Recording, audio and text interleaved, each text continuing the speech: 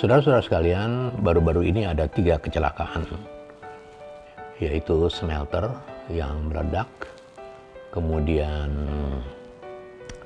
kereta api tabrakan, dan di Tokyo pesawat tabrakan. Smelter memakan nyawa 21 orang, kereta api 4 orang tewas, dan di Haneda tabrakan pesawat 4 yang meninggal, dan pesawat yang Japan Airlines sendiri 379 orang selamat. Nah, ada 3 kecelakaan, smelter, kereta api, dan pesawat. Kecelakaan ini terjadi di wilayah atau di domain orang-orang yang berkecimpung dengan produk teknologi. Jadi dalam lingkungan orang yang bergiat berada di dalam domain produk teknologi memang dibatasi oleh aturan untuk barang yang digunakan maupun aturan untuk orang yang menggunakan. Situ kita mengenal ada license, ada lisensi, ada manual, ada sertifikat, dan sebagainya. Semuanya memperlihatkan bahwa dalam dunia teknologi semua harus bergerak dengan referensi, dengan rujukan, dengan aturan. Nah, apabila kita membicarakan tentang teknologi, maka leading sektor teknologi adalah teknologi penerbangan. Mengapa teknologi penerbangan bisa dianggap sebagai leading sector daripada perkembangan teknologi adalah karena perkembangan teknologi penerbangan sangat cepat sekali. Pada 1903, pesawat baru saja ditemukan oleh Wright Brothers pada tanggal 17 Desember 1903 di Kill Devil Hill, North Carolina, dan baru terbang beberapa meter saja. Tetapi hanya 66 tahun setelah itu, manusia sudah berhasil memproduksi pesawat yang dapat terbang lebih dari 3 kali kecepatan suara. Itu sebabnya apabila kita berbicara tentang teknologi, maka teknologi yang paling disoroti dalam perspektif kemajuan yang pesat adalah teknologi penerbangan. Nah, kita lihat teknologi penerbangan. Sekarang ini di era di mana kita melihat dunia penerbangan itu demikian maju. Pesawat bisa membawa lebih banyak penumpang, pesawat bisa lebih cepat terbang, dan yang ketiga adalah pesawat jauh lebih aman dari moda transportasi lainnya. Nah, semakin tinggi teknologi, maka dia semakin aman. Artinya adalah safety levelnya semakin tinggi. Dan itu dibuktikan pada kecelakaan Japan Airlines penerbangan 516 di Haneda yang tabrakan dengan pesawat kecil. 379 orang selamat. Padahal pesawatnya tabrakan dan terbakar. Itu adalah bukti bagaimana safety level, bagaimana faktor keselamatan juga mengalami kemajuan yang luar biasa. Akan tetapi kembali pada pernyataan di awal tadi, risiko dalam penggunaan teknologi, orang-orang yang bergiat di lingkungan teknologi, maka dia terikat kepada aturan. Tidak ada satu orang pun yang bisa bergerak di lingkungan yang technological sifatnya, yang tidak mematuhi aturan, yang tidak terikat dengan aturan. Sebagai contoh sederhana adalah penumpang pesawat. Dia dikasih boarding pass. Boarding pass itu tidak hanya berarti dia memiliki hak untuk naik pesawat, tetapi dia juga ada tuntutan dengan boarding pass itu bahwa dia harus tunduk pada aturan. Aturan apa? Contoh sederhana adalah aturan misalnya terjadi keadaan darurat, dan itu di briefing sebelum pesawat berangkat. Intinya adalah setiap gerakan orang-orang yang bergiat, yang berada di lingkungan yang teknologi sifatnya, dia terikat aturan.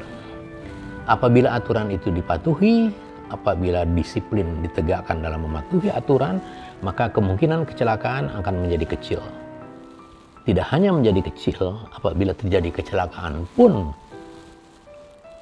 merefer kepada aturan yang ada, maka akibat yang dihasilkan dari kecelakaan itu juga menjadi kecil. Kecelakaan Japan Airlines di Haneda menunjukkan itu, memberikan bukti itu, bahwa ada disiplin yang tinggi dari sistem, ya, tidak hanya pilot, kabin kru, tentunya juga penumpang, dan air traffic control, dan supporting element di aerodrome, dan semuanya yang berada di lingkungan penerbangan itu. Mereka patuh atau disiplin pada aturan dan mereka selamat. Jadi sekali lagi, kecelakaan pesawat Japan Airlines di Haneda membuktikan bahwa keterikatan pada aturan menjadi mutlak. Apa sih sebenarnya yang terjadi? Banyak orang tentunya mempertanyakan bagaimana kecelakaan itu bisa terjadi. Tentunya kita tidak tahu apa-apa sebelum hasil dari tim investigasi dari institusi yang berwenang untuk itu selesai melaksanakan tugasnya. Tetapi gambaran umum secara sederhana adalah kira-kira pesawat Japan Airlines Flight 516 kalau nggak salah, itu sudah di final approach dan dia sudah calling ke air traffic control. Air traffic control, Haneda Tower, Japan Airlines 516 final. Dan air traffic control pasti menjawabnya juga, oke, Japan Airlines 516, you clear to land. Artinya air traffic control sudah melihat runway clear dan dia memberikan izin untuk landing. Kemudian mengapa nabrak pesawat Coast Guard? Kira-kira gambaran umumnya sekali lagi, pesawat Coast Guard itu sedang onshore. Onshore itu adalah lokasi yang sudah siap masuk ke runway. Dia juga call ke air traffic control, mungkin ke ground control, mungkin ke tower operator. Dia mengatakan dia sudah onshore dan ready for take off atau ready for request to line up and take off untuk masuk ke runway. Dan kira-kira air traffic control mengizinkan itu. Nah, kenapa sampai mengizinkan? Nanti black box yang bisa menjawab. Ya, kemungkinan mengizinkan, kemungkinan juga tidak mengizinkan. Lalu kenapa tidak diizinkan dia tetap masuk? Sekali lagi, black box nanti yang akan menjawab. Hasil investigasi, final result dari investigasi kecelakaan itu yang akan bisa menjawab. Tapi gambaran umumnya penyebab kecelakaan seperti itu. Padahal kita tahu bahwa pesawat dalam keadaan mau landing, apabila dia sudah mendapatkan clear to land oleh air traffic control, maka sang pilot akan berkonsentrasi untuk mendaratkan pesawat. Sang co-pilot membantu memonitor instrumen dan pekerjaan lainnya, antara lain berkomunikasi. Itu sebabnya dia konsentrasi pada landing.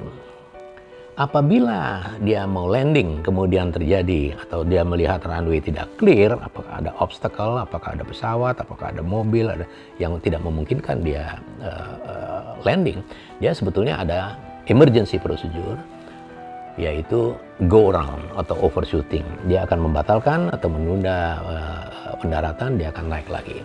Tetapi sekali lagi nanti hasil investigasi yang akan lebih menjelaskan. Tetapi apabila itu terjadi dan pada saat yang dekat sekali dengan landasan, kemudian dia melihat ada pesawat Coast Guard yang masuk ke landasan, kenapa dia tidak go around? Kenapa dia tidak overshooting? Kira-kira pesawat sudah pada speed, pada kecepatan dan ketinggian yang sudah tidak memungkinkan lagi pesawat ini untuk melakukan overshooting atau menunda pendaratan, sehingga terjadilah tabrakan itu. Tabrakan itu mengakibatkan pesawat Coast Guard rusak dan penumpangnya meninggal semua kecuali satu orang yang selamat, sedangkan pesawat Japan Airlines ini terbakar dan 379 penumpangnya selamat. Banyak tulisan-tulisan pemberitaan tentang ini disebutkan sebagai miracle. Ya. Tetapi sebenarnya ini adalah produk dari disiplin tinggi. Disiplin tinggi dari semua orang yang terlibat di dalamnya untuk mematuhi aturan. Bisa dibayangkan di dalam kepanikan yang seperti itu, pesawat mendarat dan terbakar, pasti semua orang akan menyelamatkan diri sendiri. Tidak hanya menyelamatkan diri sendiri, dia menyelamatkan barang-barang dia juga.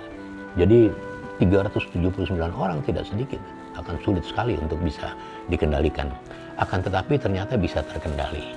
Apa kuncinya? Disiplin.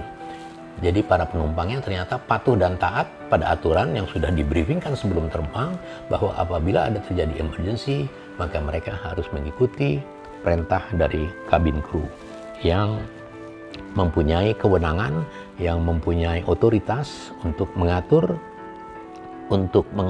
menyelamatkan diri. Bagaimana menyelamatkan dirinya? Tentunya sudah ada emergency procedures. Pintu darurat maupun jendela darurat untuk keluar, untuk menyelamatkan diri pasti terbatas. Orang 379, bagaimana caranya? Ada caranya, dan itu pasti dilatihkan. Bahwa terjadi kecelakaan, bisa terjadi kebakaran, mereka harus lari ke sini, kursi nomor sekian, dan sebagainya. Dan sekali lagi, kecelakaan di Haneda itu memperlihatkan bagaimana disiplin yang tinggi dari kepatuhan mereka yang terlibat di dalamnya terhadap aturan.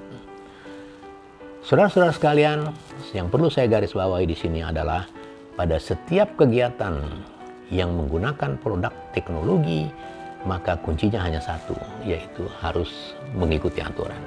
Pesawat ada manual, ada operation manual, ada normal procedures, ada emergency procedures, ada maintenance manual, semua ada aturan-aturan, dan itu semua harus ditaati. Mengapa? Tadi sudah saya katakan bahwa itu adalah produk dari teknologi yang terikat pada aturan. Teknologi itu tidak hanya untuk memperbanyak membawa orang kalau pesawat, juga mempertinggi kecepatan, tetapi juga adalah safety level, tingkat keselamatannya juga. Ya, di mana tingkat keselamatannya? Antara lain, misalnya saja material yang digunakan di pesawat terbang, material-material yang diusahakan, ya beratnya itu enteng, dan bahannya bukan bahan yang mudah terbakar. Dan itu puluhan tahun berjalan, penyempurnaan itu tahap demi tahap. Dan produk yang seperti itulah yang kemudian kita saksikan bersama-sama dapat menyelamatkan ratusan orang dalam kecelakaan pesawat yang landing dan terbakar. Accident might happen anytime, any moment. Kecelakaan bisa terjadi kapan saja dan di mana saja. Jadi bagaimana menghadapinya adalah taat pada aturan, taat azas. Bahwa pesawat ini kalau dioperasikan harus misalnya isi bensinnya sekian, flight planningnya begini, krunya mempunyai sertifikasi begini, pilotnya punya license ini, dan sebagainya. Semuanya ada. Bahkan penumpang pun, saya katakan tadi, bahwa harus pakai boarding pass. Siapa yang tidak punya boarding pass tidak diperkenankan masuk ke pesawat terbang. Boarding pass tidak hanya sekedar sebagai tanda bahwa dia penumpang, tetapi juga sebagai tanda bahwa dia harus taat aturan-aturan yang diberlakukan tempat di mana dia bergiat, yaitu sebagai penumpang. Mudah-mudahan ke depan kita tidak mengalami lagi atau menyaksikan lagi atau mendengar kembali kecelakaan-kecelakaan di mana saja terjadi. Poinnya adalah semakin maju teknologi, maka semakin ketat aturan yang diberlakukan. Akan tetapi ingat, semakin aman penggunaannya apabila taat kepada aturan-aturan yang diberlakukan. Sekian, terima kasih.